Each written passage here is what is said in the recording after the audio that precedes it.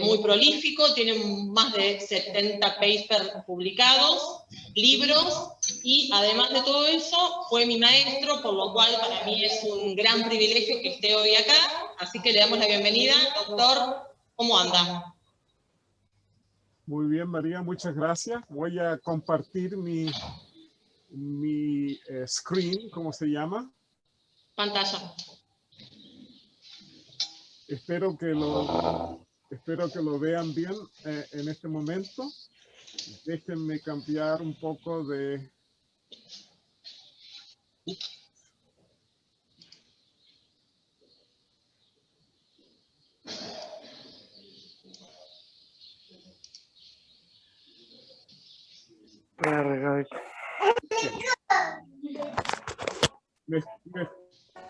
¿Me escuchan bien en este momento todos? ¿Me escuchan bien, María?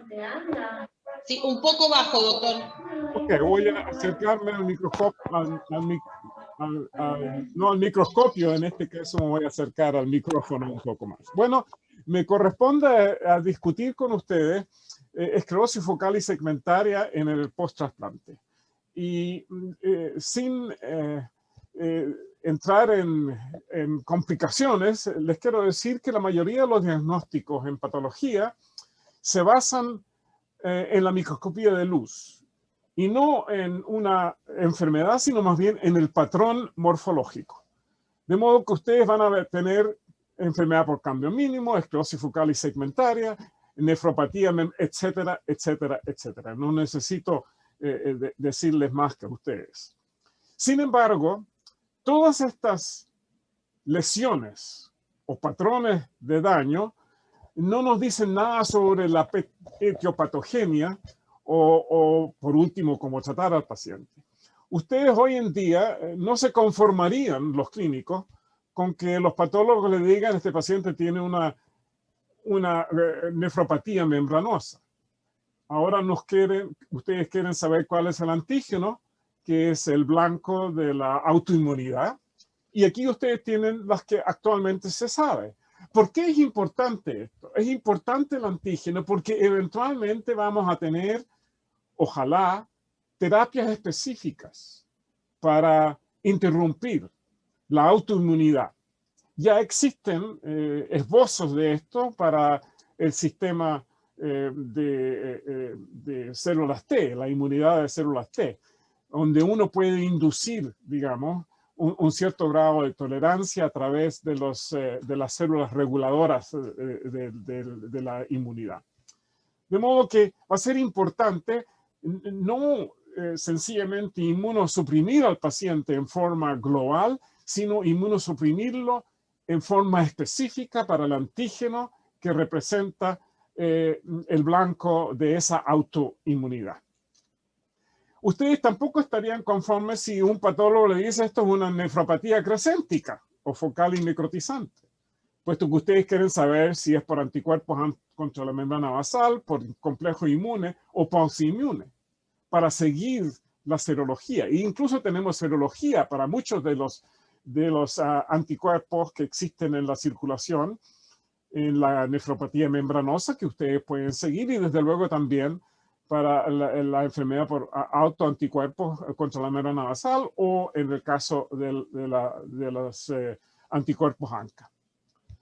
Ahora, otro patrón que es el origen de muchas controversias y de muchos errores diagnósticos es desde luego el patrón membranoproliferativo. La glomerulonefritis membranoproliferativa no existe. Existe solamente en la imaginación de los que escriben los libros, pero no existe como realidad.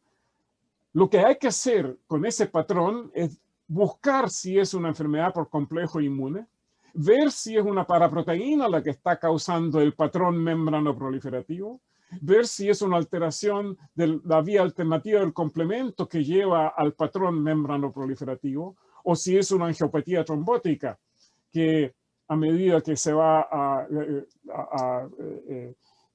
cicatrizando, deja detrás un patrón membranoproliferativo y se puede confundir.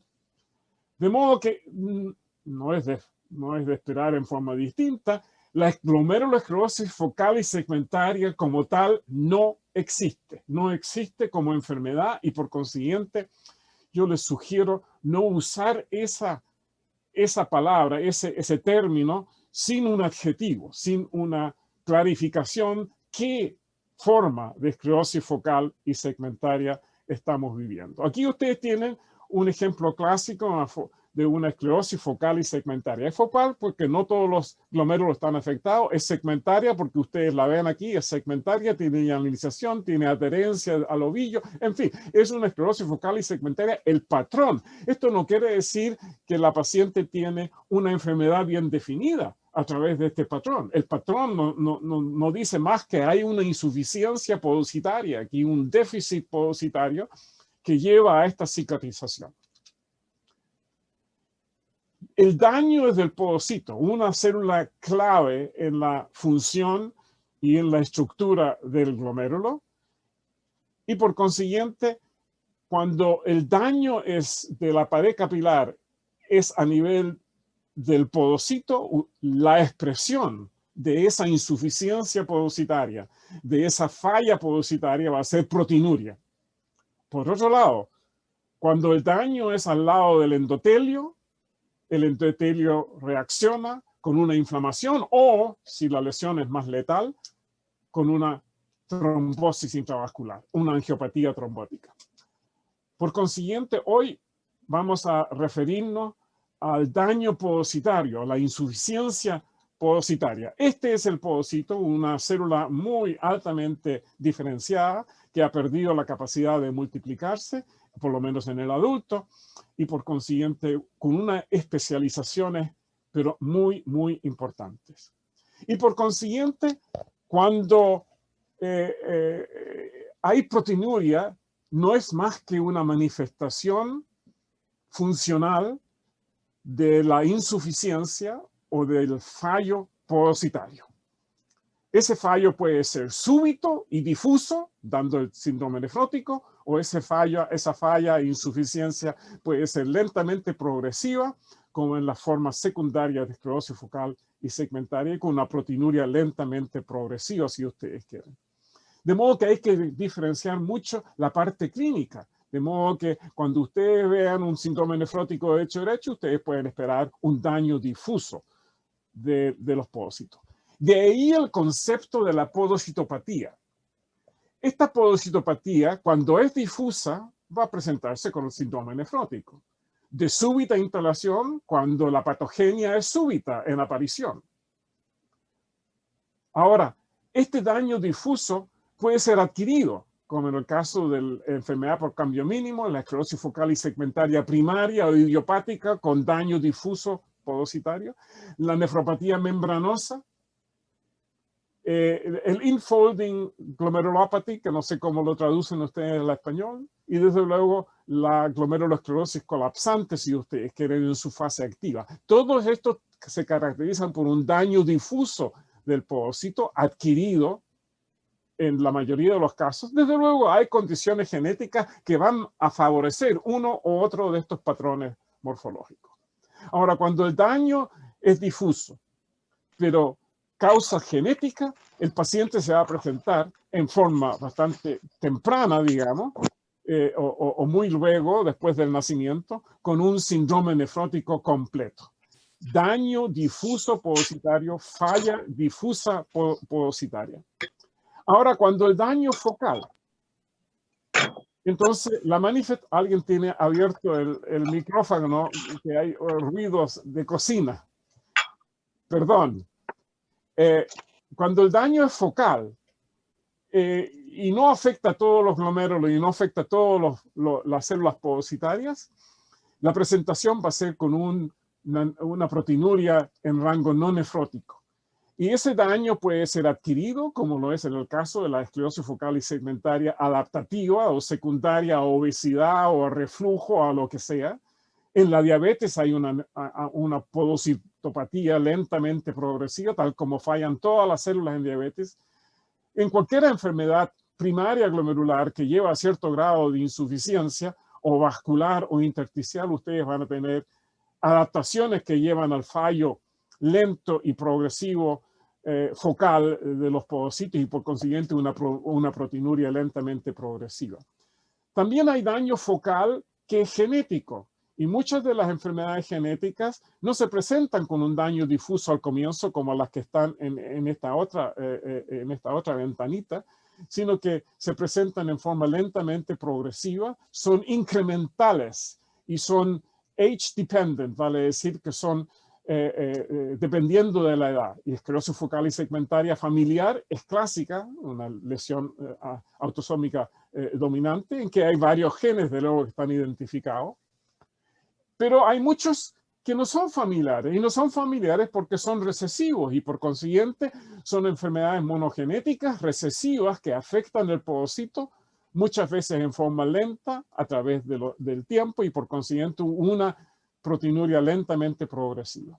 De modo que tengan ustedes en cuenta esta visión. Ahora, cuando hay esclerosis focal y segmentaria es cuando la falla podocitaria es tal que las asas capilares dejan de ser abiertas, se colapsan y por consiguiente es la expresión máxima del fallo o de la insuficiencia podocitaria focal. Esclerosis focal y segmentaria. Y esa esclerosis focal y segmentaria puede ocurrir en cualquiera de estas formas de podocitopatía, si ustedes quieren. Ahora, aquí ustedes tienen un ejemplo, aunque no hay interdigitaciones, faltan absolutamente, los podocitos están muy aumentados en el espacio urinario ahí, la membrana basal es muy delgada, y esto es un recién nacido sin nefrina, un recién nacido con un síndrome nefrótico congénito de tipo Finish. Y es debido a que la nefrina falta completamente. Estos son los desmosomas, entre paréntesis, de los podocitos. Desmosomas, desde luego, modificados y muy especializados. Son las conexiones intercelulares. Esta es una célula podocitaria, esta es la otra célula podocitaria, y entre ellas existen estas uniones intercelulares. Cuando la nefrina, una de las proteínas expresadas en el falla, desde luego hay una falla inicial completa de todos los podocitos y por consiguiente un síndrome nefrótico hecho y derecho. Ahora, estos pacientes cuando se trasplantan van a desarrollar anticuerpos contra la nefrina que la desconocen como proteína propia y por consiguiente un paciente de este tipo trasplantado puede desarrollar no una enfermedad recurrente, puesto que el riñón donante no lleva a esa enfermedad, pero va a tener una proteinuria en el post-trasplante que es debido a un anticuerpo contra la nefrina, o si el daño es de la podocina, un anticuerpo contra la podocina que lleva a la proteinuria post-trasplante, no por enfermedad recurrente, sino por efecto de respuesta alogenéica al antígeno que esos pacientes desconocen. Ahora bien, todas estas se presentan desde luego con una presentación bastante aguda en el recién nacido, nacen con el síndrome nefrótico y por ende congénito. Hay otros genes que también llevan a lo mismo y ustedes lo tienen ahí anotado. Ahora, ¿qué sucede en la parte adquirida? En la parte adquirida que nos vamos a referir, y me tengo que referir a la enfermedad por cambio mínimo, puesto que es el hermano gemelo o la hermana gemela, probablemente bastante idéntica a la esclerosis focal y segmentaria primaria o idiopática. Y déjenme referirme brevemente a eso. Aquí está un ejemplo, al microscopio de luz no se ve nada, se ve normal, pero al microscopio electrónico demuestra la fusión o la desaparición podocitaria extensa, y noten ustedes, no hay diafragma de filtración. Y no hay diafragma de filtración, ¿por qué? No es porque hay un factor circulante, sino porque estos pacientes tienen un anticuerpo que se manifiesta en muchos pacientes con enfermedad mínima como un decorado fino de IgG sobre la superficie podocitaria. Y esas son las huellas que deja el anticuerpo que se ha unido a su antígeno. Y la doctora Weins, en el grupo nuestro, se ha dedicado a descubrir cuál es la causa de este decorado fino en la enfermedad mínima. por IgG y encontró que estos pacientes tienen anticuerpos antinefrina. Si ustedes lo comparan, esta es una ELISA de anticuerpos circulantes. Si ustedes lo comparan, una cierta proporción de los pacientes con enfermedad mínima tienen este antígeno que se puede, este anticuerpo que se puede reconocer en la sangre. Lo que mal se llamaba antiguamente, desde luego, el factor de permeabilidad. No es tal factor, es un anticuerpo. Tal como el anticuerpo que causa las enfermedades de la piel, bulosa si ustedes quieren, el pemphigus vulgaris y todos son anticuerpos contra los espacios, los aspectos del desmosoma en el caso de la piel. En este caso es la nefrina que constituye parte de la diafragma de filtración. Ahora, aquí ustedes tienen en el transplot, en el Western blot, los anticuerpos contra la nefrina en títulos altos. Una vez que el paciente con enfermedad mínima responde al tratamiento, ya sea esteroidal, ya sea rituximab, desaparecen estos anticuerpos y desde luego ustedes ya lo ven en todos estos casos que fueron tratados efectivamente con esteroides o con rituximab, responden y por consiguiente el anticuerpo desaparece de la circulación. No es de extrañar. Hay muchos estudios experimentales con anticuerpos contra la nefrina en distintos animales que han demostrado el desarrollo de proteinuria y el desarrollo de lesiones que simulan la enfermedad por cambio mínimo. Aquí ustedes ven en un caso positivo antinefrina, 2 asas o 3 asas capilares donde hay correspondencia entre la IgG pegada al antígeno y la nefrina en rojo. Todo lo que ven ustedes en amarillo es donde coincide focalmente las dos proteínas. Aquí ustedes tienen una enfermedad de cambio mínimo en que no hay anticuerpos contra nefrina. Probablemente otro antígeno es el blanco en ese caso, pero ustedes ven aquí que no hay ningunos puntos amarillos, puesto que el antígeno, la nefrina y la IgG no corresponden al mismo sitio. De modo que aquí está nuevamente la antinefrina, los títulos de antinefrina y pacientes sin lesiones, sin enfermedad mínima.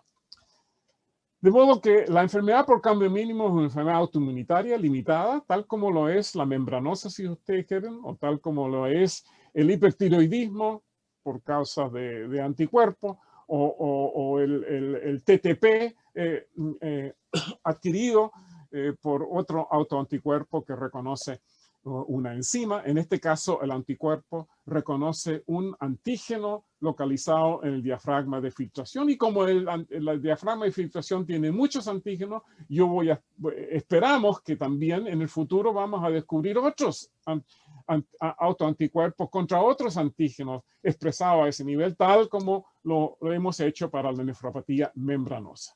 En la membranosa, desde luego, el antígeno está localizado en la parte basal del podocito, no a nivel del diafragma de filtración. Bien, la esclerosis focal y segmentaria ahora es el primo hermano, el hermano gemelo, a mi modo de ver. No puede ser completamente primo gemelo, puesto que la esclerosis focal y segmentaria probablemente tiene más edad. La lesión es un poco más avanzada. En todo caso, hay clasificaciones que son completamente, si me permiten ustedes, estúpidas y por consiguiente no hay que considerarla más allá. Son más que nada tonteras que han descubierto los patólogos para mantenerse entretenidos. Yo creo que la clasificación tiene que ser etiopatogénica. Yo creo que la clasificación tiene que ser por lo menos incluir eso. Y por consiguiente, esta es la que yo prefiero. Idiopática o primaria, ojalá pudiésemos llamarla distinta, una podocitopatía difusa que ha llevado a la formación de esclerosis. La familiar o genética, desde luego, autosómica dominante, pero acuérdense ustedes que algunas son no familiares y por consiguiente genética pueden ser autosómicas recesivas y no tener aspecto familiar. La secundaria adaptativa, que es lo más importante y diferencial la de la primaria, y terceramente, una esclerosis cicatricial, digamos, después de una inflamación aguda del glomérulo, como lo son las crescénticas o las focales necrotizantes, que llevan a una... Aquí ustedes tienen un ejemplo clásico de lo que yo llamaría una podocitopatía difusa ya a nivel de esclerosis focal y segmentaria. Clásica con daño difuso podocitario.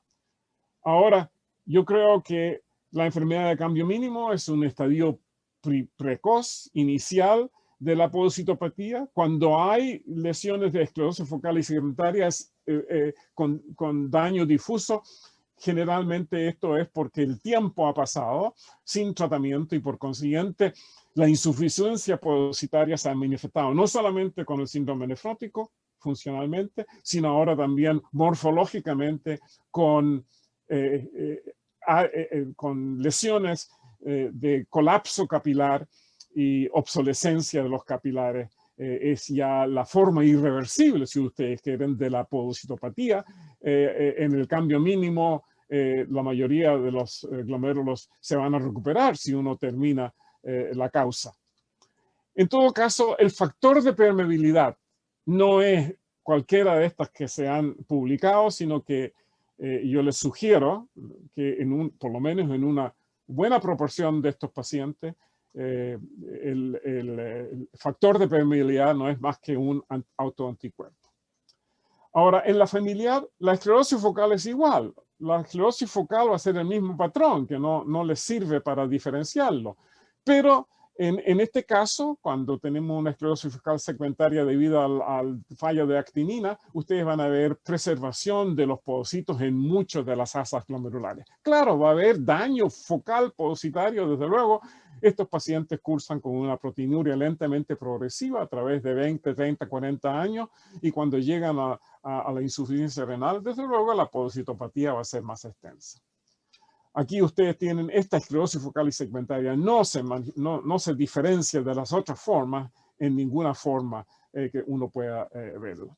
Estos son los aspectos genéticos, 3 o 4 variantes si ustedes quieren, pero hay otros ejemplos de otros genes que son recesivos y por consiguiente no va a haber historia familiar que también llevan a la esclerosis focal y segmentaria por daño podocitario debido a un efecto a nivel del metabolismo intracelular o la expresión de estas proteínas en la superficie.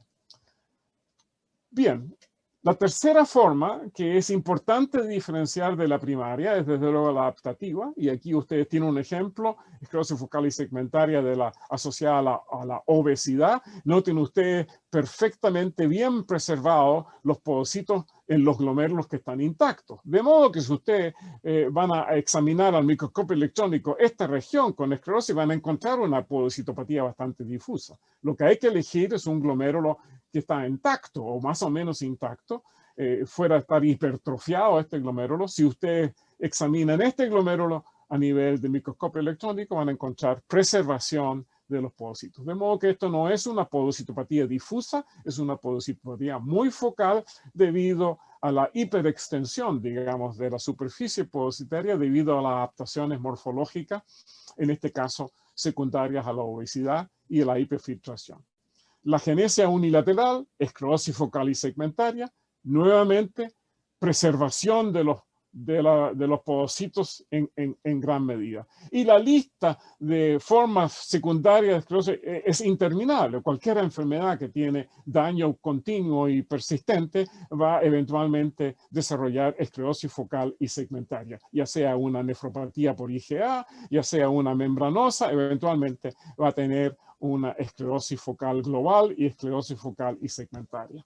La cuarta forma que hay que distinguir de esclerosis focal es realmente una esclerosis cicatricial, y aquí la tienen ustedes.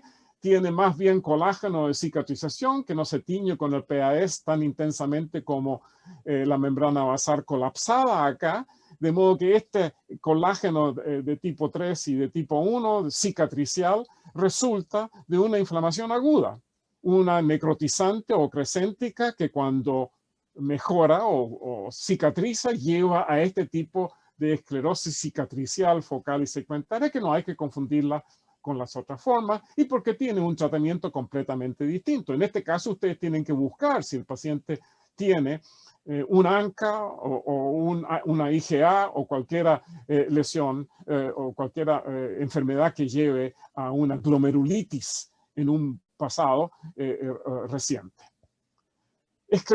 Ahora veamos la recurrencia. La esclerosis focal y segmentaria, desde luego, es uno de los diagnósticos mayores, si ustedes quieren, de recurrencia en el trasplante. No olviden que hay muchas otras enfermedades que recurren también. Ahora, la prevalencia se desconoce. Desafortunadamente, muchos pacientes no sabemos cuál es la enfermedad nativa y por consiguiente no sabemos si lo que está recurriendo como proteinuria es la enfermedad nativa del riñón nativo. Muchos pacientes que desarrollan este proceso con falla del trasplante, uno no puede precisar el mecanismo exactamente. Ahora, cuando cuando una biopsia renal del trasplante se ejecuta, muchas veces uno no busca la inmunofluorescencia y la microscopía electrónica y por consiguiente todo esto no queda bien definido porque no se busca bien. Y en ausencia de un síntomas o síndrome bien definido, muchas veces se encuentran con algo incidental y por consiguiente se desconoce realmente cómo estos procesos pueden recurrir. Ahora, la recurrencia en el trasplante figura como una de las 3 causas principales de la pérdida del trasplante, desde luego, y esto incluye todas las enfermedades recurrentes y muchas de las enfermedades del riñón nativo, desde luego, son recurrentes. Tenemos que tener en cuenta eso. Les voy a mostrar un caso aquí de una mujer de 47 años, que es un tercer trasplante. Se sospecha que su enfermedad primaria era una esclerosis focal y segmentaria primaria. No los quiero aburrir con los detalles, pero en todo caso, esta paciente se hizo una plasmaferesis anterior y se habían planeado 4 más plasmaferesis después del trasplante. En el postoperatorio ustedes pueden ver que la creatinina no mejora mucho. Y esto no es de extrañar, puesto que la enfermedad primitiva, la enfermedad de cambio mínimo o la esclerosis focal y segmentaria primaria muchas veces se presenta con una insuficiencia renal importante. De modo que el daño podocitario difuso contribuye a esta falla de filtración glomerular en muchos pacientes en el riñón nativo y desde luego es de esperar también en el riñón de trasplante. Esta paciente se trasplantó, se biopsió. Y aquí ustedes tienen la biopsia. La biopsia muestra, desde luego, daños tubulares difusos, con aplanamiento del epitelio, que es muy sugerente de un daño tubular agudo, con necrosis. Aquí ustedes tienen 2 glomérulos perfectamente intactos, pero con el daño tubular agudo, con remanentes de la necrosis tubular aguda que esta paciente sufrió. Aquí ustedes tienen en la hematoxilina eosina la necrosis tubular aguda. Sin embargo, noten ustedes el decorado fino de IgG que hay en el espacio urinario decorando los podocitos, suponemos que están ahí. Claramente lo que vemos nosotros en cierto número de pacientes con enfermedad primaria, ya sea minimal change disease. El C3 es mínimo, como ustedes ven, desde luego el C4d es un trasplante completamente negativo. Y aquí ustedes tienen, ya a los pocos días hay completa fusión de los podocitos con microvellosidades en la superficie, todo difuso, un daño difuso en algunas partes, incluso los podocitos se han desprendido de la superficie de la membrana basal. Aquí ustedes a mayor aumento, una asa capilar con daño absolutamente difuso. Desde luego una enfermedad recurrente. Y aquí ustedes tienen, esta paciente no mejoró, persistió el decorado fino de los podocitos, persistió el daño a pesar de la plasmaferesis y del rituximab que se instituyó. La proteinuria nunca bajó a mucho menos de 10 gramos, salvo en algunos episodios que puede estar relacionado a la función de filtración. En fin, esta paciente tenía el anticuerpo con los anticuerpos contra nefrina, tal como lo vemos en los ciertos pacientes con enfermedad mínima. Aquí ustedes tienen otro ejemplo en un paciente que no mejora después de tratamiento, incluso desarrolla lesiones colapsantes, si ustedes quieren, en este caso post-trasplante. Nuevamente, paciente con fibrina. Cuando la producción de los anticuerpos, desde luego, está a nivel de las células plasmáticas, es muy difícil interferir con la síntesis de estos anticuerpos y, por consiguiente, mientras más temprano uno actúa con la enfermedad autoinmunitaria esta de cambios mínimos, esclerosis focal y primaria, mientras más antes uno actúa, eliminando los clones que están produciendo estos anticuerpos, mejor es. Una vez que la producción ocurre a nivel de las células plasmáticas, es mucho más difícil. Tal como ustedes lo conocen todo del rechazo humoral. Mientras más temprano uno actúa, más efectivo es el tratamiento. Aquí ustedes tienen otro caso en que no se biopsió, un paciente claramente con una proteinuria marcadísima, como ustedes lo ven acá. La creatinina baja luego después del trasplante, pero ocurre a medida que mejora la función, aparece la proteinuria, y la proteinuria con antinefrina en la circulación. Ustedes ven aquí el paciente se trató rápidamente con rituximab y con plasmaferesis, y desde luego mejora en forma dramática, y también los títulos de antinefrina desaparecen en la circulación. Y de modo que aquí ustedes tienen un ejemplo de un tratamiento que falla, y aquí un tratamiento que es exitoso. De modo que cuando hablamos de recurrencia de esclerosis focal y segmentaria en el trasplante, ¿de qué estamos hablando? Estamos hablando de qué es lo que recurre. ¿Recurre la proteinuria o recurre la patogenia inicial que el paciente tenía? Y desde luego tenemos que ver de qué se trataba inicialmente, y rara vez tenemos esos antecedentes muy claros en los pacientes que llegan a trasplantarse. Y por consiguiente es importante tener en cuenta que la esclerosis focal y segmentaria idiopático primaria puede recurrir en el trasplante, y cuando lo hace relativamente temprana y en forma súbita y en forma dramática, si ustedes quieren. Pero también cuando el paciente que tiene una alteración genética, cuando recurre la proteinuria, no recurre la enfermedad. Desde luego el paciente, el riñón donante no tiene la enfermedad, pero sí es posible que ese paciente desarrolle anticuerpos contra una proteína que le faltaba, y por consiguiente va a desarrollar una proteinuria por reacción alogenéica al antígeno que desconoce. Ahora, cuando la esclerosis focal y segmentaria es secundaria, desde luego puede recurrir, pero no recurre tempranamente, recurre después de 10 años de funcionamiento del allograft. Y eso es lo que quiero mostrarles brevemente.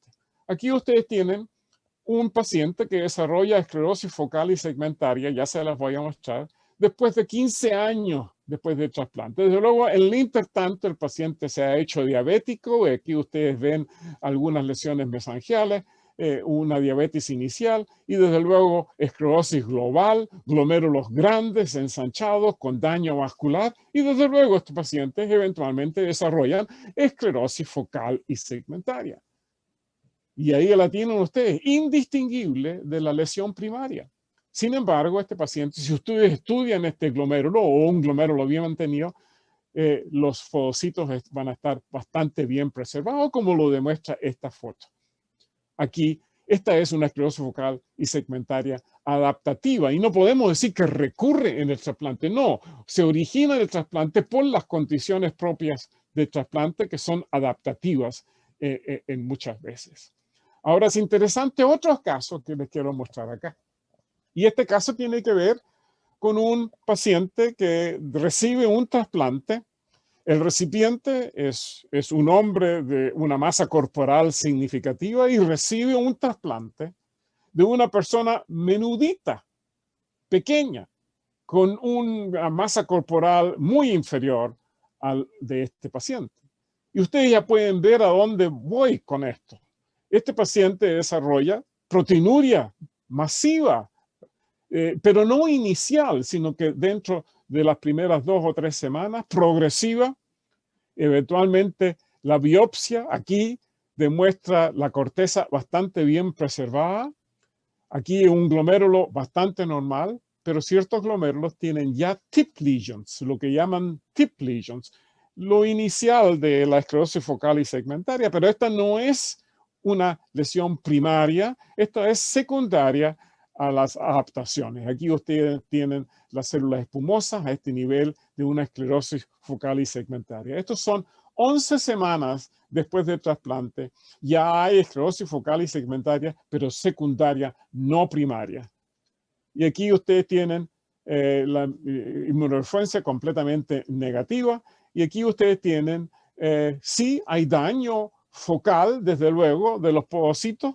El paciente tiene proteinuria significativa, pero los podocitos aquí en este nivel y en otras partes están bastante bien preservados. De modo que aquí tienen ustedes una esclerosis focal y segmentaria secundaria, en este caso, por un desajuste del tamaño renal y la masa corporal, si ustedes quieren. De modo que a veces esta forma de esclerosis focal y segmentaria secundaria ocurre en forma tardía, a los 10 o 15 años, y es la misma fisiopatología que existe en la forma en el riñón nativo, pero esto puede acelerarse cuando existe esta discrepancia entre el tamaño glomerular y el tamaño corporal, si ustedes quieren. Bien, el paciente además, como ustedes pueden ver, acá tiene probablemente una hiperlipidemia. Estas vacuolas dentro de las células macrofágicas del mesangio muchas veces se ven en pacientes con una hiperlipidemia familiar, en general la que se caracteriza con elevación de los kilomicrones, y por consiguiente este paciente probablemente fuera de la obesidad tiene además probablemente una hiperlipidemia. Nuevamente la preservación de los podocitos en muchas de las masas capilares en este paciente con una esclerosis focal y secundaria, si ustedes quieren, adaptativa.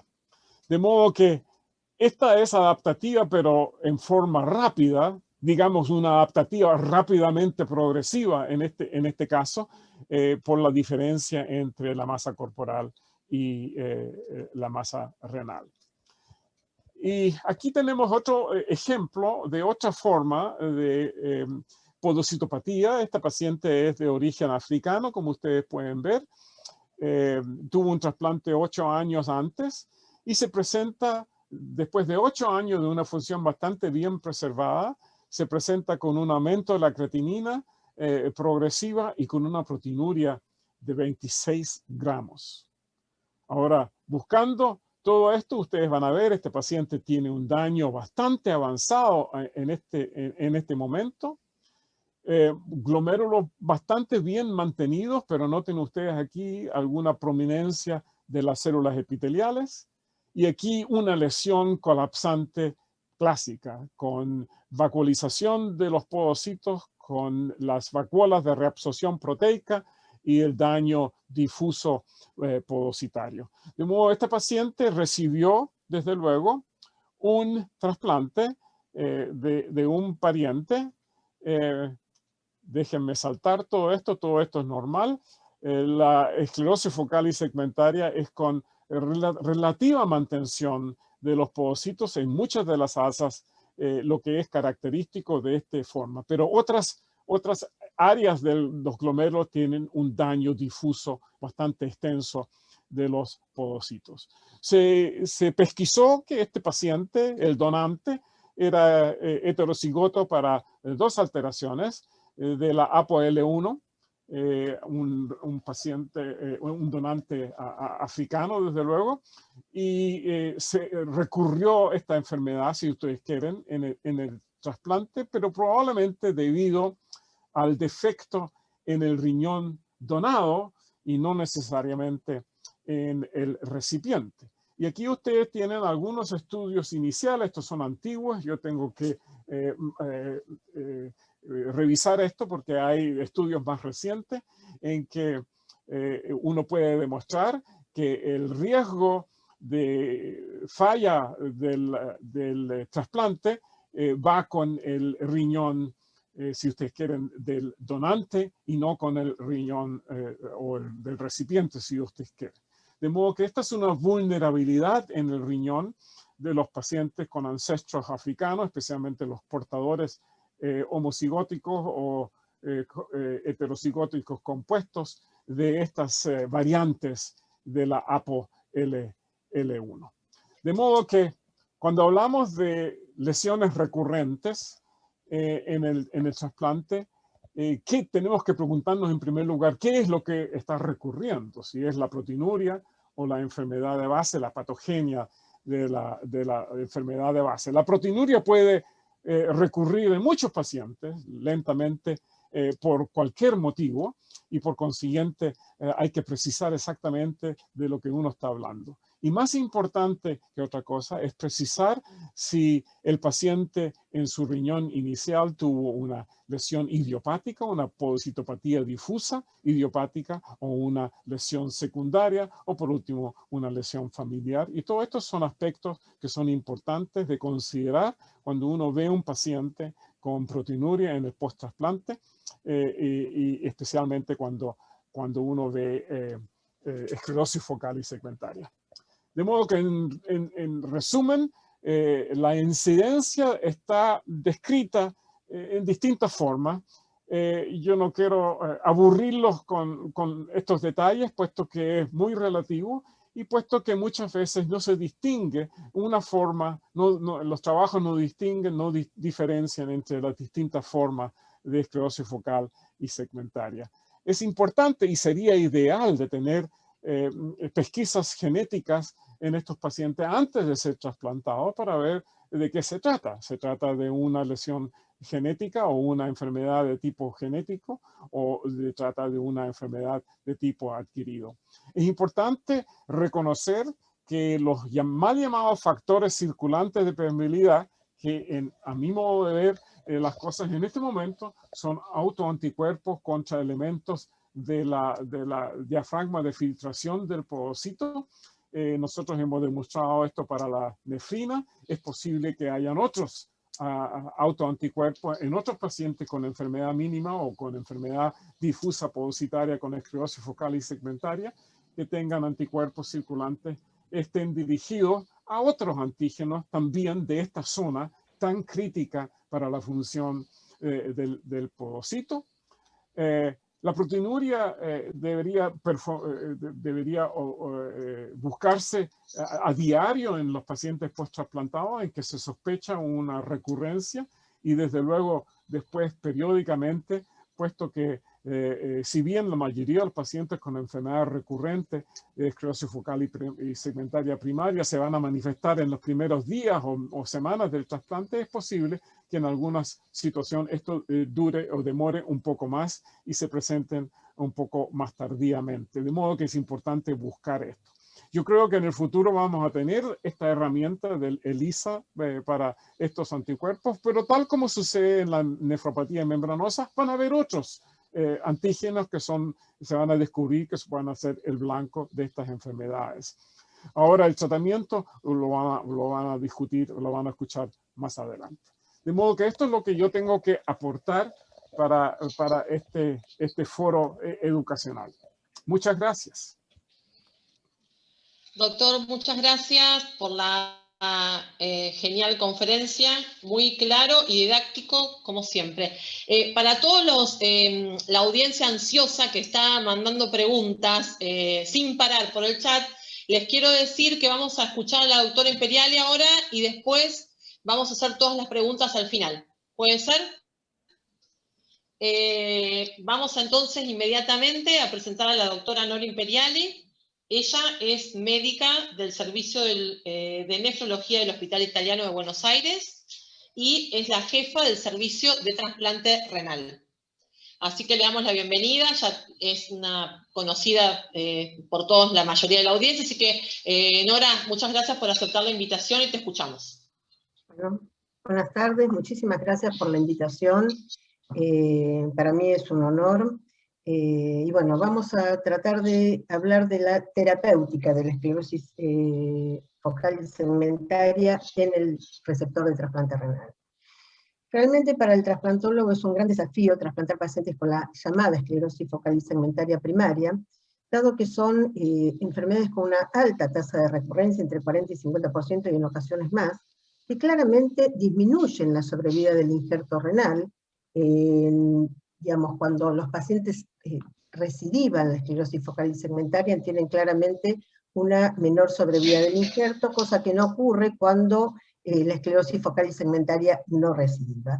Y por otro lado, no existe tratamiento efectivo demostrado, no hay estudios con alto valor epidemiológico, con lo cual a la angustia de trasplantar a un paciente, yo agrego la angustia de preparar una charla de tratamiento de esclerosis focal segmentaria, ya que no existen tratamientos demostrados y existen infinidad de reportes de casos. Un poquito para ver cómo se produce el daño en esta enfermedad. Bueno, el factor circulante, el factor de permeabilidad existe, sin lugar a dudas. El doctor Renke ya se expresó sobre los trastornos genéticos y la formación de anticuerpos en los trastornos genéticos contra las proteínas extrañas. Sin embargo, hay un factor circulante que hay una importante disregulación de la inmunidad. En cuanto al linfocito T, hay una expansión de células TH2. En pacientes con esclerosis focal segmentaria se ve un aumento de interleuquina 2 circulante, un aumento de células inmaduras de la progenie B, hay disminución de los CD4 y disminución de las T reguladoras. Esta disregulación de la inmunidad tiene que ver con la aparición del factor circulante, que no se sabe exactamente cuál es. No es una respuesta de tipo humoral, aunque se detectan en pacientes con esclerosis focal segmentaria anticuerpos anti-CD40 circulantes y a veces anticuerpos receptores solubles de inmunoglobulinas.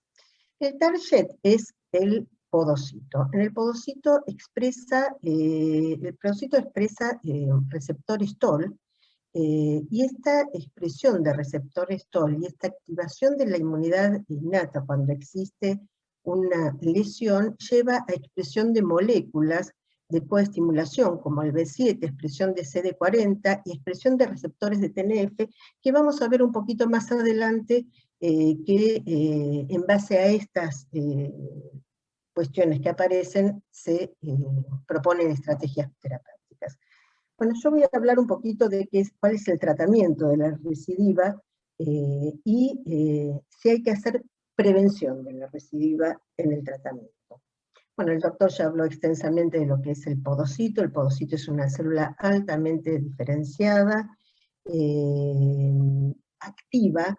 El podocito no solo es el sostén de la membrana filtrante, sino también que elabora proteínas internas y proteínas de la hendidura.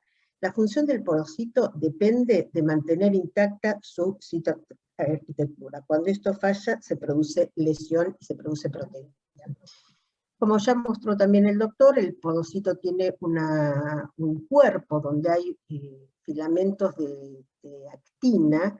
Estas están sostenidas por microtúbulos que actúan como mandaviaje, y quiero referirme, en los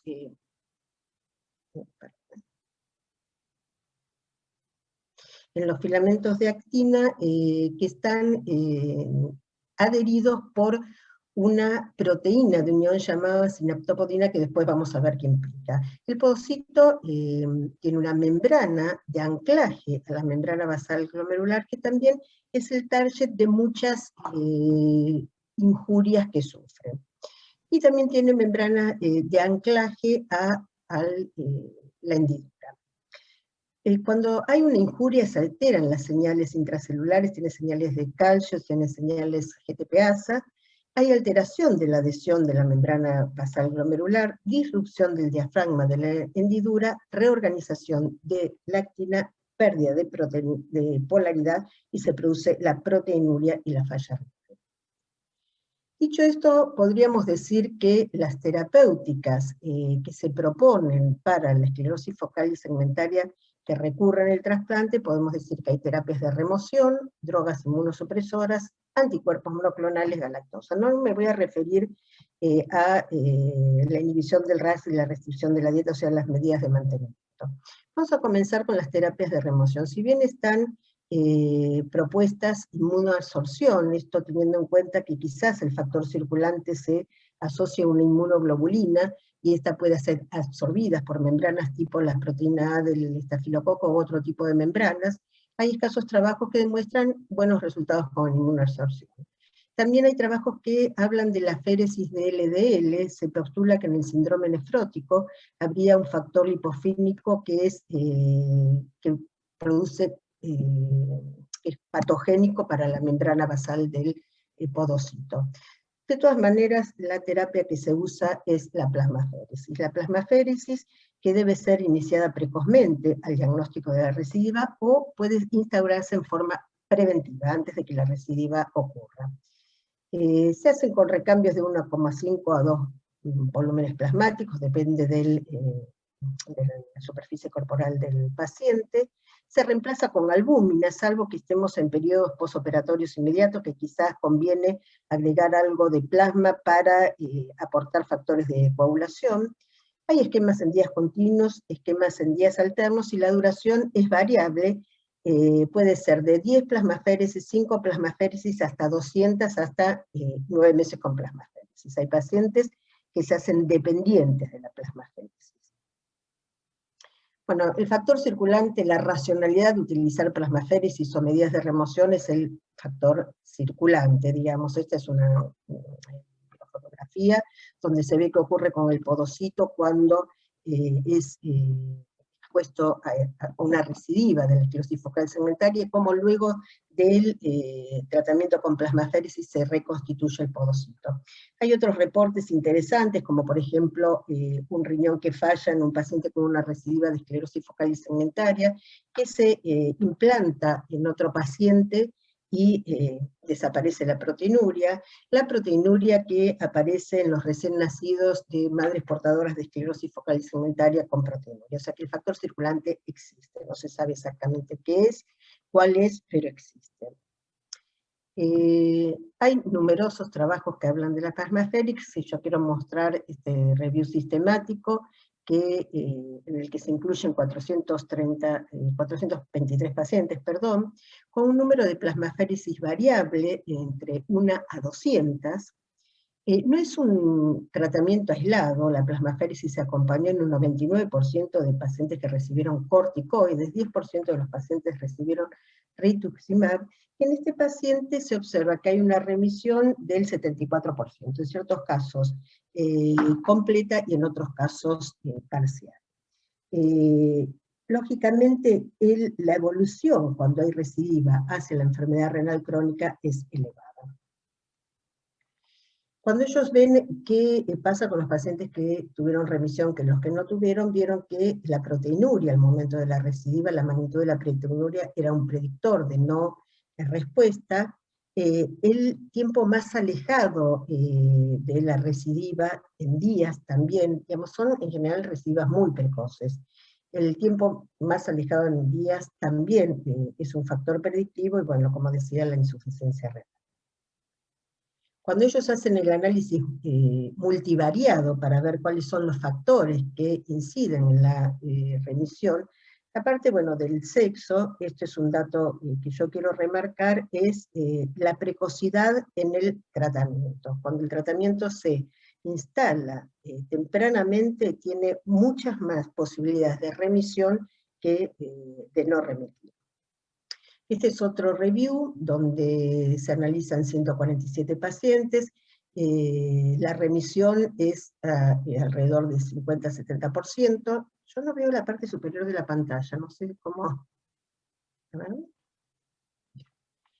En esta, bueno, se ve que es precoz, la recidiva en todos los pacientes.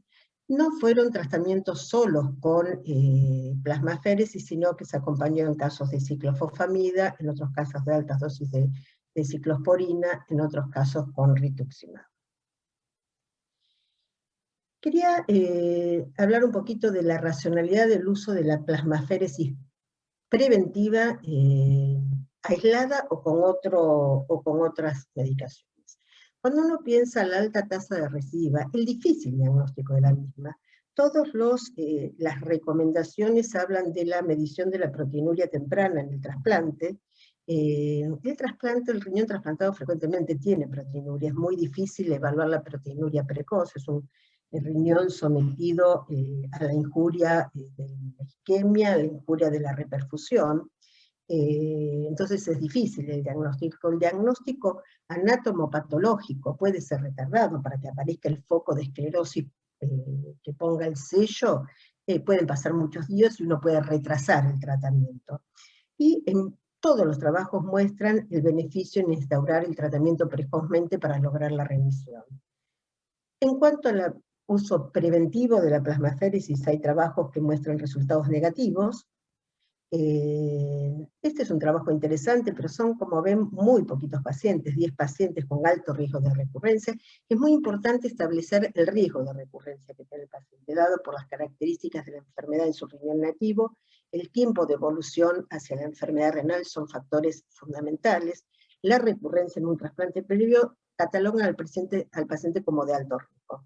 Bueno, en este trabajo chico, como les digo, 10 pacientes, a 5 se les hizo tratamiento preventivo, a 5 no, y bueno, los 5 que recibieron tratamiento preventivo no tuvieron recurrencia, y nosotros la recurrencia fue 60%.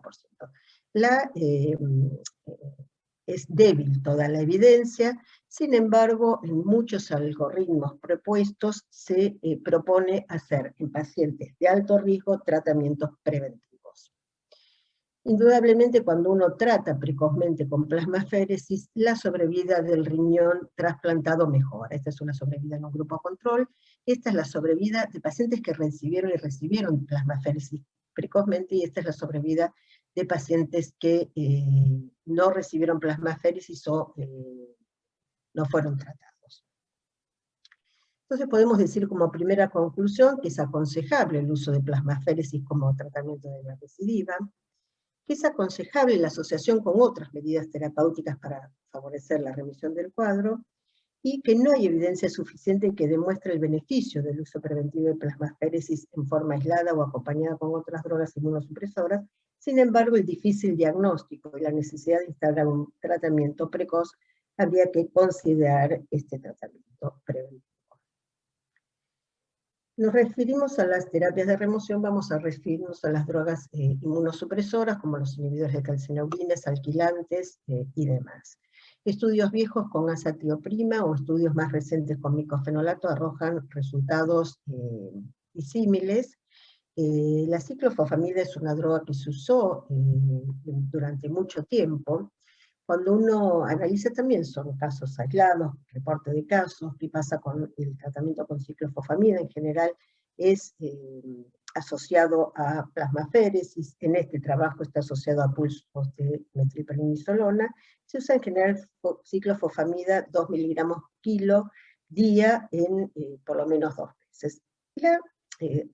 En estos pequeños trabajos, la remisión es frecuente. Lo que ocurre, digamos que estos son pacientes, esta es una revisión del Cochrane de pacientes no trasplantados, sino pacientes con síndrome nefrótico córtico resistente, donde demuestran que la ciclosporina tiene beneficios sobre la ciclofosfamida, y la ciclosporina versus placebo también. La ciclofosfamida, estos son pacientes que llegan al trasplante en general con mucho tratamiento inmunosupresor recibido, porque se comportaron como resistentes, y la verdad que son pacientes jóvenes con mucha carga de inmunosupresión, y la ciclofosfamida tiene muchos efectos adversos, fundamentalmente los efectos sobre la fertilidad, con lo cual uno no debería considerarla como de primera línea. sí se usa y hay bastantes recomendaciones con el uso de ciclosporina. La ciclosporina, bueno, tiene acción sobre los linfocitos T, con lo cual, con lo que dijimos, podría actuar sobre la inmunidad sobre linfocitos T. Sin embargo, la ciclosporina y la mayoría de los inmunosupresores que se usan tienen resultados no por su acción exactamente inmunosupresora. Recuerdo cómo es el cuerpo del podocito y las fibras de actina que están organizadas y que es fundamental la organización de las fibras de actina para mantener intacta la barrera podocitaria. Estas fibras de actina dijimos que tenían sitios de unión o proteínas de unión que se llaman sinaptopodina. La sinaptopodina, hay varios tipos de sinaptopodinas, con brazos largos, con brazos cortos, tienen dos sitios de unión muy importantes. Uno es el sitio de unión a la proteína 14-13, 3-beta, y otro es el sitio de unión de catepsina. Digamos, esta es una marcación con sinaptopodina de los podocitos. Cuando uno ve la marcación con esta proteína de unión, se ve que es exactamente la misma marcación que la sinaptopodina. La sinaptopodina, para poder mantenerse y mantener intacto el citoesqueleto, recibe señales de la proteína quinasa y se fosforila. Esta fosforilación es la que permite a esta proteína de unión, a la sinaptopodina, la 14-3-3-beta, unirse a ella. Y esto mantiene el citoesqueleto indemne. Cuando existe una injuria del podocito, hay disregulación de señales de calcio, se activa la calcineurina, y la calcineurina desfosforila la sinaptopodina, desprendiéndola de esta proteína de unión y exponiendo la sinaptopodina a la acción de la catepsina con destrucción de los filamentos y destrucción de la arquitectura del podocito. Esta, digamos, la acción de la ciclosporina fundamentalmente se ejerce al inhibir la ciclosporina activada por la injuria e impedir que se degrade la sinaptopodina y de esta manera mantener intacto los filamentos del citoesqueleto. Bueno, hay múltiples trabajos con ciclosporina. Este es un trabajo en chicos, muchos trabajos hay en niños, realmente es muy frecuente en adultos jóvenes, en niños y en adultos jóvenes, por eso la preocupación del cuánto de inmunosupresión que uno utiliza. Este es un trabajo que utiliza ciclosporina endovenosa en niños, dosis de 3 miligramos kilo peso, ajustada a niveles elevados de ciclosporina, 250-300, donde durante 3 a 4 semanas. En general están asociados, muchos pacientes como ven están asociados al uso de plasmaféresis, y alcanzan una remisión, no todos los pacientes igual reciben plasmaféresis, y alcanzan una remisión importante de 82% entre 12 a 40 días. La sobrevida del injerto es buena. Este es otro trabajo del grupo de Necker hecho en adultos. Son pocos pacientes, todos los trabajos son pocos pacientes. El grupo de Necker usa ciclosporina endovenosa a altas dosis, también 2 miligramos peso, para mantener niveles TARGE entre 200 y 400. Enrique, tienes el líder de la reunión. ¿Cómo? ¿Hola? ¿Hola? ¿Hola?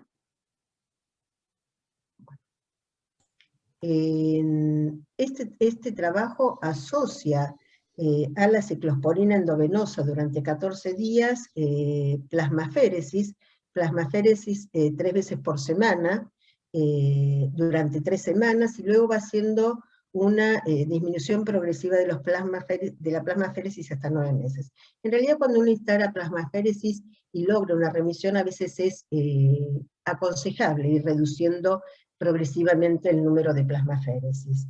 Entonces asocian ciclosporina endovenosa durante 14 días, plasmaféresis y corticoides 1 miligramo kilo durante 4 semanas. La remisión que logran es alta, 90% de pacientes remiten en un término de 30 días, bastante rápida. Este es un trabajo en niños también que usa ciclosporina por vía oral, pero también a altas dosis, 6 a 25 miligramos kilo peso, con niveles 300 a 500, realmente muy altos, donde encuentran una remisión del 81%.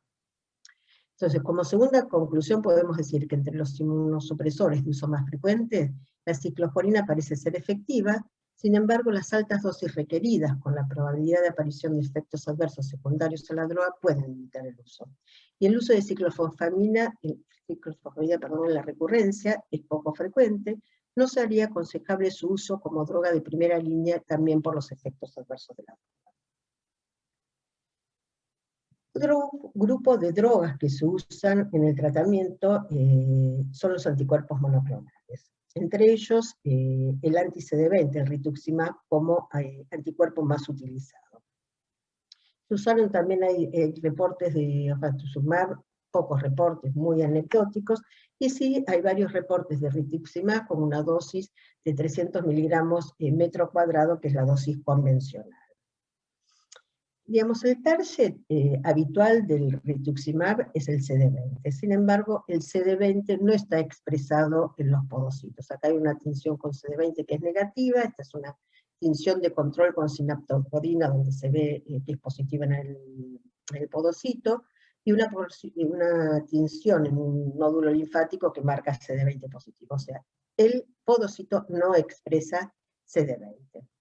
La membrana plasmática está formada por un número importante de esfingolípidos, que estos esfingolípidos están regulados, por un lado, por la esfingomielin fosfodiesterasa, que a su vez regula a la esfingomielinasa, y que son los que hacen que estos esfingolípidos de la membrana se mantengan estables. Cuando uno hace una marcación con esfingomielin fosfodiesterasa, se ve que esto marca en el podocito, y lo marca en una manera igual, en los mismos sitios de unión que la sinaptopodina. Cuando uno marca el podocito con rituximab, se ve que el rituximab sí se adosa al podocito, dijimos que no por un receptor CD20, pero sí se adosa a la esfingomielina fosfodiesterasa. Y este es un control negativo. Cuando este podocito se lo puso en contacto con anti-esfingomielina, se ve que ya no marca más. O sea que el mecanismo de acción del rituximab sería a través de una acción sobre la esfingomielina fosfodiesterasa. Esta degradación de esta esfingomielina y desestructuración de la membrana basal es prevenida por la acción del rituximab. Este es un trabajo donde se ve qué células marcan sinaptopodina y esfingomielina, y se ve que en los pacientes, esfingomielina fosfodiesterasa, perdón, en los pacientes que son recaedores no marca, y esta actividad se restaura cuando se pone en el medio rituximab. O sea que el rituximab previene la degradación de la esfingomielina fosfodiesterasa, pero también previene la disrupción de las fibras de los podocitos, de las fibras de actina. Acá se ve qué pasa con las fibras de actina en un paciente recaedor. Esta elevación en la disrupción de fibras de actina se correlaciona con la aparición de proteinuria, y se ve como el rituximab restaura la disrupción de las fibras de actina. O sea que tiene una acción uniéndose a la esfingomielina fosfodiesterasa, que por un lado preserva la membrana y por otro lado regula a la integrina, que es la que va a destruir las fibras elásticas del podocito. Este es un trabajo que hizo la misma gente que hizo estos estudios con marcación de biopsias. Ellos analizan 41 pacientes, controles que no recibieron rituximab versus 27 pacientes que sí recibieron, y lo que ven es que la proteinuria dentro del mes es menor en los pacientes tratados con rituximab, que estos pacientes requieren menos plasmaféresis para lograr una remisión, y la proteína a los 3 y 6 meses en los pacientes que recibieron rituximab es mejor que aquellos que no recibieron rituximab. Este es otro análisis, un review donde analizan 39 pacientes. En ellos se encuentran, también dan rituximab, la dosis de rituximab es en promedio 4 dosis. Los pacientes, la mayoría, recibieron plasmaféresis. El tiempo de la respuesta al rituximab es bastante alto y logran una revisión de 64%, con una revisión bastante temprana. Cuando ellos analizan qué factores pueden ser predictores de la remisión en el tratamiento, ven que un factor importante es la albúmina al momento de la recaída. Los pacientes que no responden tienen una albúmina más baja, o sea, tienen más síndrome nefrótico. Eso por un lado, y por otro lado, bueno, se ve que los respondedores requieren menos dosis de rituximab porque rápidamente se revierte el caso. Cuando hacen el análisis multivariado, la albúmina sérica es un predictor muy importante de la remisión del síndrome nefrótico o de la proteinuria. Este es un metaanálisis de 8 estudios con 89 pacientes, son estudios adultos donde se ve la combinación de rituximab con plasmaféresis, cómo se logran mayor remisiones y se logran mejor creatinina. Nosotros desde hace un tiempo implementamos un tratamiento preventivo en los pacientes con plasmaféresis, alrededor de 5 sesiones, y rituximab que lo damos en el momento del trasplante y a los 14 días una segunda dosis. La plasmaféresis, si el donante es un donante vivo, comenzamos con la plasmaféresis antes del trasplante y la continuamos después. Comparamos 40 pacientes, es un trabajo que unimos pacientes con esclerosis focal y segmentaria, niños y adultos, lo hicimos junto con la gente de pediatría del hospital, y teníamos un grupo 1 de pacientes, 23 pacientes, que era el grupo control, donde no habían recibido este tratamiento preventivo, y el grupo que habían recibido el tratamiento preventivo de 17 pacientes. La recurrencia fue menor en pacientes que habían recibido tratamiento con plasmaféresis y rituximab, y lo que es interesante, se logró mucha menor pérdida del injerto. Vimos el tratamiento con anti-CD20. El otro tratamiento propuesto es el anti-B7. Como dijimos, los podocitos injuriados expresan B7, es más, si se hacen tinciones con B7, se observa que marcan en los mismos lugares que la sinaptopodina, y esto avala el uso de anticuerpos drogas anti-B7. Este grupo, incluso que presenta este trabajo, propone marcar las biopsias con B7 para ver si es disponible, si va a ser apto el tratamiento con abatacept. En este caso utilizan abatacept. La expresión de B7 en los podocitos en la recurrencia produce una disregulación de la integrina, la integrina que produce el anclaje del podocito a la membrana basal, impide de esta manera, al unirse al B7, que el podocito se desintegre. Estos son 5 pacientes. Este es un paciente que no era trasplantado, es un paciente con una esclerosis focal y segmentaria en su riñón nativo, muy recaedor, que como ven recibió mucho tratamiento con abatacept, aparte de otros tratamientos, y finalmente logra la remisión del síndrome nefrótico. Estos 4 pacientes son pacientes trasplantados, ellos dan rituximab al trasplante, vieron la recaída, comienzan con plasmaféresis y dan abatacept, y fíjense cómo remite el síndrome nefrótico y mejora la creatinina plasmática. El otro anticuerpo monoclonal que se puede usar es el anti-TNF. Los podocitos, como dijimos, expresan TNF. El TNF produce una activación de la beta-3 integrina, también estas proteínas de anclaje a la membrana basal glomerular, con un mecanismo semejante al que está postulado al SUPAR, digamos, los que sostienen que es el factor circulante existente. Esta activación de la beta-integrina, digamos, esta es una tinción normal, es una tinción de las fibras de actina de las placas de adhesión. Lo que se observa cuando aparece el síndrome nefrótico es una desestructuración de las fibras de actina, una disminución del tamaño de las células y una desaparición de las placas de adhesión.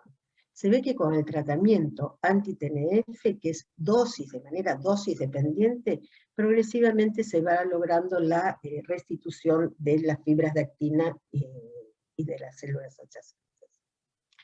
Este es el trabajo, también son case report. Fíjense, este es un paciente que había sido trasplantado, que recibió ciclosporina, IVIC, ciclofosfamida, plasmaféresis, no remitía o remitía parcialmente, y se le aplica infliximab, y en las próximas recaídas se le da otro anti-TNF, que fíjense, con la aplicación de los anti-TNF logra remitir el síndrome nefrótico. Entonces, tercera conclusión, entre los anticuerpos monoclonales, el rituximab, si bien no demostró efectividad en estudios randomizados, su uso es recomendado por numerosos autores, y su mecanismo de acción hace que sea una probabilidad atractiva como tratamiento o administrado preventivamente. El uso de anticuerpos monoclonales como anti-B7 o anti-TNF se reporta en un bajo número de pacientes, pero en casos de resistentes podría intentarse su uso. Y por último, otro tratamiento que se propone es la galactosa.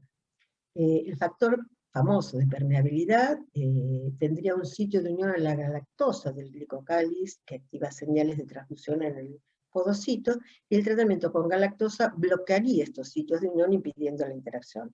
Estos son dos case report. Este es un paciente trasplantado, fíjense todo lo que había recibido, también ciclofosfamida, ciclosporina, micofenolato, plasmaféresis, no lograba revertir la proteinuria hasta que se administra galactosa. Y este es otro case report que también se observan efectos beneficiosos con el uso de galactosa. Son reportes de caso. La galactosa se usa por vía oral, se dan 15 gramos 2 veces al día. Pero con toda esta confusión de drogas, la multiplicidad de reportes de casos que hay en la literatura, y ninguno con una evidencia epidemiológica firme, bueno, hay esquemas propuestos por los diferentes autores. Las normas KDIGO proponen que se mida la proteinuria frecuentemente, diariamente, durante la primera semana, semanalmente durante 4 semanas, cada 3 meses en el primer año y luego anualmente. Lógicamente para una detección precoz de la proteinuria. Hay incluso centros que ponen como catéteres dentro del riñón trasplantado para medir la proteinuria. La proteinuria, como yo dije antes, es un poco falaz muchas veces. Las normas KDIGO reponen como tratamiento de la recurrencia la plasmaféresis, hacer una biopsia y tratar si se ven o cambios mínimos o esclerosis focal segmentaria. Que repito, el hallazgo de un foco de esclerosis en la biopsia generalmente es tardío, y el tratamiento tardío a veces tiene menos éxito. Este es otro algoritmo, también en niños. Ellos proponen, como muchos otros, determinar cuál es el riesgo del paciente para recaer el síndrome nefrótico, teniendo en cuenta el síndrome nefrótico previo, la evolución a la enfermedad renal crónica, y categorizando a los pacientes como de alto riesgo, plantean si habría que hacer una intervención con plasmaféresis profiláctica o con algún tipo inmunosupresor previo al trasplante. En el momento que se trasplanta, si existe recurrencia, aconsejan plasmaféresis y abren la posibilidad de dar altas dosis de ciclosporina. Si no se encuentra una respuesta adecuada, ya pasar a las otras medidas terapéuticas como modificación de la inmunosupresión, rituximab, inhibidores de declarados. Este es un trabajo en adultos que también, digamos, ellos proponen, si hay un donante vivo, hacer tratamiento previo, con plasmaféresis o ciclosporina o corticoides. Realmente la literatura muestra todas las posibilidades posibles. Y si el donante es fallecido, dar plasmaféresis, hacer plasmaféresis en el momento del trasplante. Cuando se trasplante, si hay una recurrencia, aconsejan el uso de ciclosporina endovenosa para tener unos niveles TARGE de esos 250 a 300 miligramos. Y también, cuando no hay respuesta adecuada, plantean el uso de rituximab, unos 6 dosis de ciclofosfamina y abren la puerta a la inmunoabsorción y otras drogas, otras terapéuticas más complicadas. El grupo de Necker, que utiliza este trabajo que mostré, este esquema que mostré con altas dosis de ciclosporina endovenosa, lo que aconsejan es un monitoreo diario, como dicen las normas CADIVO. En pacientes con alto riesgo de recidiva, dicen que uno debe plantearse la plasmaféresis preventiva, y en caso de recidiva, plasmaféresis de inmunoabsorción, ciclosporina endovenosa 14 días, y corticoides en altas dosis. El agregar corticoides, que es prácticamente la regla en el síndrome nefrótico previo al trasplante, no todos los autores dan corticoides a altas dosis. Estos son pacientes que ya seguramente tuvieron un síndrome nefrótico córtico resistente y que ya están con corticoides por el trasplante. Entonces todos los trabajos no utilizan corticoides. Si no hay respuesta, aconsejan el uso de rituximab, 6 infusiones, y si no hay respuesta, el uso de galactosa o altos anticuerpos monoclonales. Como ven, más o menos los esquemas son todos los mismos, aunque tengan bajo nivel de evidencia. Es una encuesta que hizo la Sociedad Europea de Pediatría, que encuestó a 51 nefrólogos de 31 países, les hicieron un formulario estandarizado preguntando qué conducta tomaban.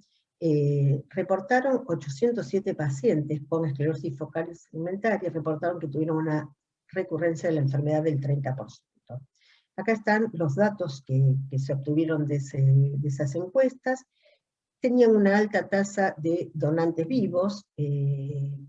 El tratamiento inmunosupresor fue en general con inducción, sea con inhibidores de la interleuquina o timoglobulina. Todos tenían ciclosporina, todos usaban ciclosporina en el esquema de inmunosupresión. Ellos plantean hasta en un 60% de los casos la nefrectomía de riñones nativos. Este es un tema también de mucha controversia, digamos, pero bueno, de hecho algunos centros lo utilizan, más cuando hay proteinuria en el momento del trasplante, mucha, de alto grado, pero es sumamente cuestionado. Tratamiento preventivo al trasplante lo hacían 34% de los centros encuestados. El tratamiento era variable, plasmaféresis, rituximab, ciclosporina, combinación de plasmaféresis y inmunoabsorción, etc. El tratamiento de la recidiva usaban casi todos plasmaféresis y rituximab, acompañado, sea de ARA2, de esteroides, de switch de inmunosupresión y VIC en algunos casos, etc. Y ellos tenían una remisión, aproximadamente más del 50% de los pacientes tenían una remisión completa. Las conclusiones del agobiante tema ya los fuimos diciendo, que no hay tratamiento efectivo, que es aconsejable la plasmaféresis posiblemente preventiva, por todo lo que mencionamos anteriormente, que la ciclosporina es una droga con buena efectividad, pero debe usarse endovenosa en muchos casos y a dosis altas, con lo cual la aparición de toxicidad es frecuente. La ciclofosfamida no constituye la primera elección. Y dentro de los anticuerpos monoclonales, el rituximab es de uso cada vez más frecuente, y su uso es recomendado por numerosos autores y está en prácticamente todos los algoritmos analizados. Si no se obtiene con todas estas medidas remisión, bueno, están las medidas de aféresis de LDL o de inmunoascensión. La aféresis de LDL, creo que no lo comenté antes, se postula que está aprobada para hipercolesterolemia familiar, se postula que puede haber una sustancia lipofílica que dañe el podocito. Son la verdad que muy pocos casos. El uso de anticuerpos monoclonales, anti-B7, anti-TNF o el uso de galactosa se reporta cuando ya se probaron todas las otras medidas terapéuticas, y yo plantearía un interrogante más que no aparece claramente en la literatura, digamos. Últimamente y en los últimos años la gran mayoría de los esquemas de inmunosupresión incluyen al tacrolimus en lugar de la ciclosporina, como antiguamente. Uno debería plantearse por estos efectos de la ciclosporina si realmente estos pacientes darle ciclosporina de inicio, no sé cuántos centros lo hacen, Y lo otro, con la aparición reciente del Belatacept, un anti-B7 que es más potente todavía que el Abatacept, si uno a estos pacientes debería plantearse trasplantarlos con el uso de Belatacept. Muchas gracias. Bueno, muchas gracias, doctora Imperiali, por la excelente, minuciosa revisión de este tema. Muchísimas gracias. Y aprovechando que nuestros dos speakers son muy generosos y se van a quedar un rato más para responder las preguntas de ustedes, hay muchos que escribieron preguntas en el chat, pero me parece que es más dinámico si en forma respetuosa cada uno va desactivando su micrófono y hace una pregunta, se presenta, dice desde dónde trabajan y hacen la pregunta para el doctor Renke o la doctora Imperiali. Voy a empezar yo. Tengo el privilegio para preguntar